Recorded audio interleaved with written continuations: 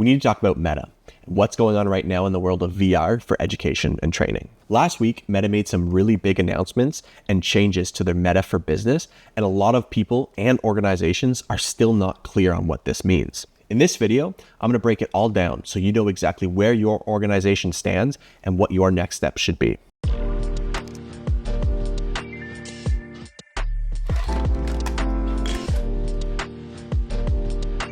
So, if you haven't already heard, last week Meta made some big announcements and big changes to Meta for Business. They relaunched and rebranded Meta Quest for Business, their MDM, to Meta Horizons Managed Solutions, relaunching Meta for Education simultaneously. The biggest change here, other than pricing, is rather than compete with third-party device management companies, Meta is partnering with them.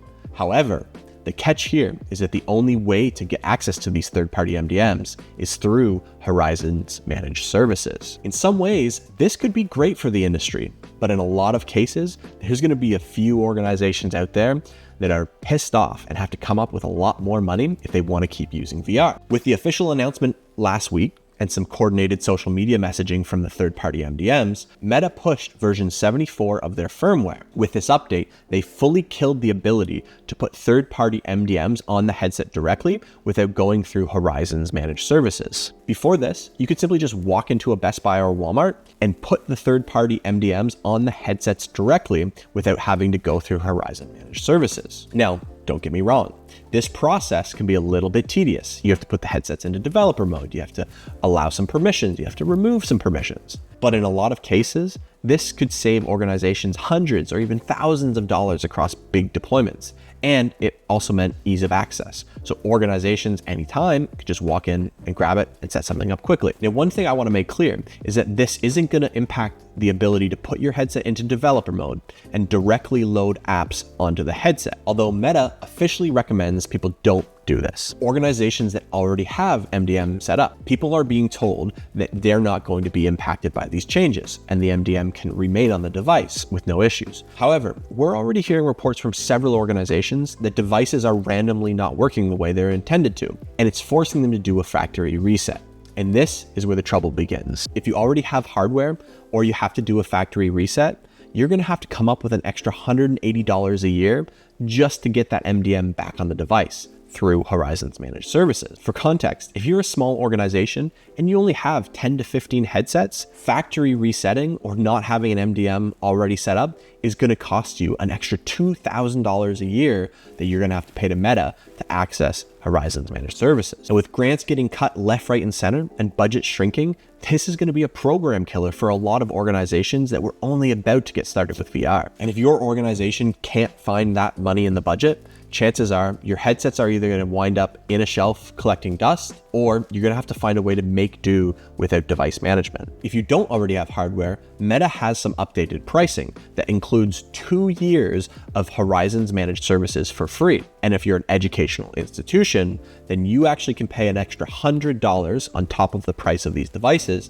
to get a lifetime subscription to Horizons Managed Services. Essentially what this means is that you will never have to pay that subscription fee. You'll always have it. But if you sell your device as an organization or you transfer that device to somebody else, that lifetime subscription will not carry with that transfer or sale. The organization you sell it to would have to buy their own subscription at, again, $180 per year per device. Now, the pricing for the hardware itself has also changed. If you're a consumer and you walk into Best Buy and you buy one of these headsets, it's going to cost you $299 US for the 3S, and it's going to cost you $499 US for the 512 gigabyte Quest 3. If you're a business or you're an educational institution, assuming you buy it through the proper channels to get the included device management, it's going to be an extra $100 for the 3S, and it's going to be an extra $130 for the Quest 3. And one thing that a lot of organizations don't actually know is that you can actually contact Meta directly if you're a non-for-profit to get discounts on the hardware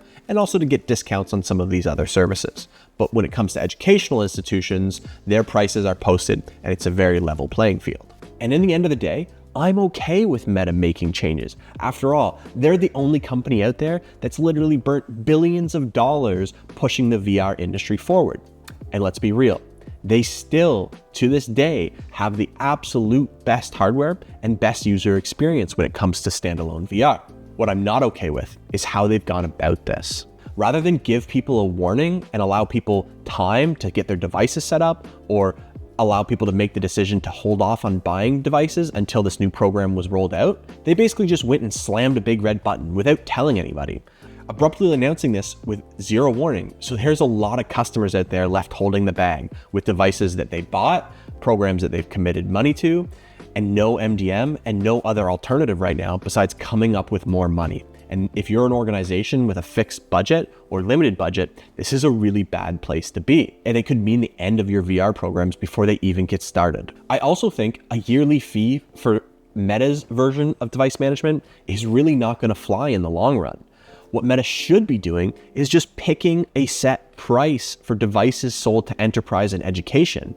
Even if these devices cost a few $100s more, it's going to make it so much more palatable for organizations with fixed budget to just commit to the price of the more expensive hardware and get these devices unlocked out of the gate, like Pico and other companies do. So in the end of the day, why do I think Meta made these decisions? Well, it's simple. And I've heard this from some of the reps as well.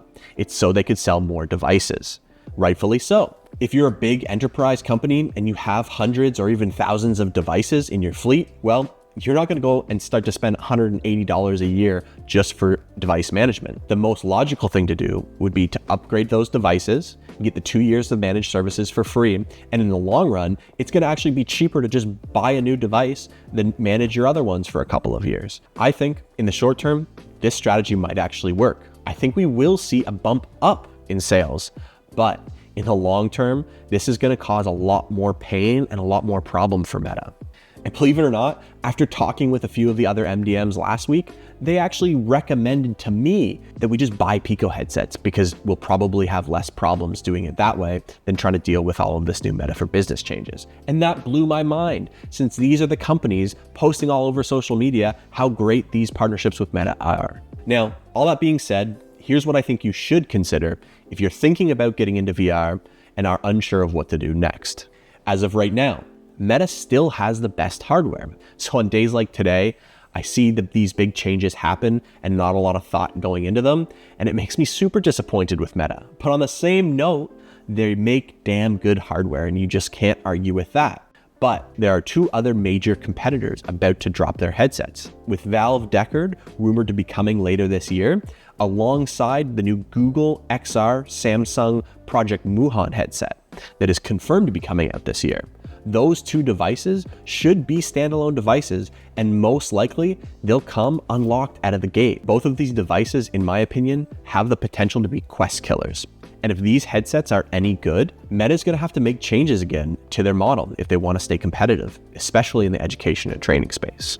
Because we believe organizations should be spending less on device management and more on content if we really want to see mass adoption in the education and training world.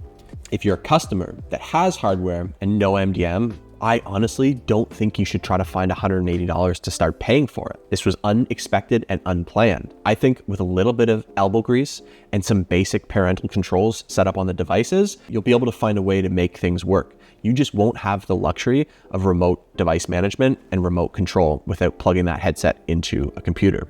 But once all your content is loaded up and you have things working, just disconnect from the internet and you should be totally fine. If you don't already have hardware and you need it now and are less concerned about what happens in 2 years when that Meta subscription runs out, then I still recommend buying Quest headsets. Because again, you get 2 years of device management for free, and with that, you can do virtually whatever you want with the device. If you're less picky about hardware and you don't mind making a little bit of compromise, then I would say Pico could be a great alternative for you. But if you're not in a rush and you don't need it right now, I say wait it out. I think with these new headsets coming out, we could be pleasantly surprised, and they could be two other fantastic options and alternatives to Quest and to Pico. Let us know what you think about the changes in the comments and what you'd like to see. And as always, if you and your organization needs help with VR, feel free to reach out.